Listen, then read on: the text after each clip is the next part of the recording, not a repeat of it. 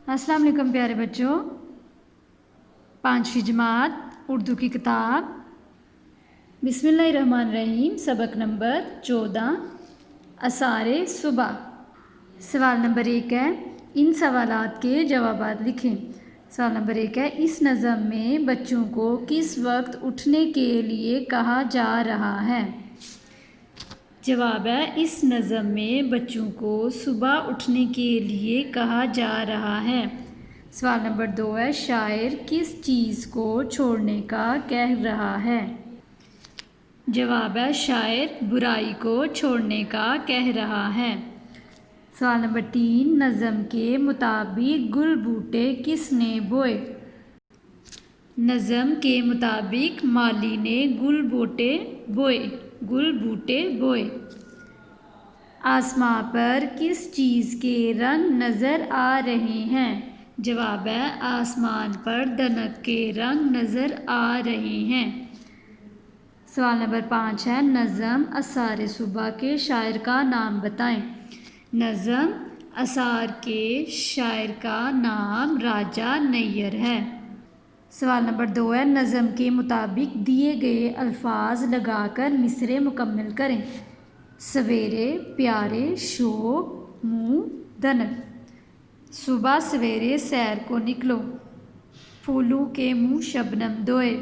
ज़ोको शौक से परखो बच्चों, आसमान पर दनक के रंग, मंजर प्यारे प्यारे देखो। सवाल नंबर 3 है, हरूफ को मिलाकर अल्फाज बनाएं और लुगत की मदद से उन अल्फाज के मायने तलाश करके लिखें।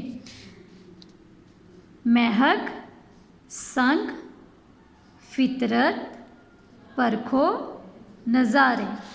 अब इसके मीनिंग देखेंगे। महक खुशबू, संग साथ, फितरत आदत, परखो जांचो, नज़ारे मनाजिर। सवाल नंबर 4 है, नज़म असारे सुबह में से 3 रदीफ तलाश करके अपनी कॉपी में लिखें। जैसे कि ये देखें, शेर के आखिर में बार बार आने वाले एक जैसे अल्फाज को रदीफ कहते हैं। ठीक है, रदीफ किसे कहते हैं, जो शेर में आखिरी अल्फाज हैं। ठीक है, बार बार जो आखिरी अल्फाज हैं उनको रदीफ कहते हैं। नीचे दिए गए शेर में लफ्ज़ निकलो रदीफ है। ये देखो, शर को छोड़ो हैर को निकलो, सुबह सवेरे सैर को निकलो। ठीक है, ये दोनों बार बार आए हैं, 2 दफ़ा आए हैं, तो ये क्या हो गया, रदीफ। तो आपने नज़म असारे सुबह में से 3 रदीफ तलाश करके अपनी कॉपी पे लिखने हैं। सवाल नंबर हमारा 5 है, हम आवाज़ अल्फाज काफिया को मिलाएं। जागो, जागो। अब इसकी हम आवाज़ क्या होगी, बागो। ठीक है, आपने जागो को इधर से इसे मिलाना है, बागो। ठीक है, हैर, सैर, क्यारी, प्यारी, बोए,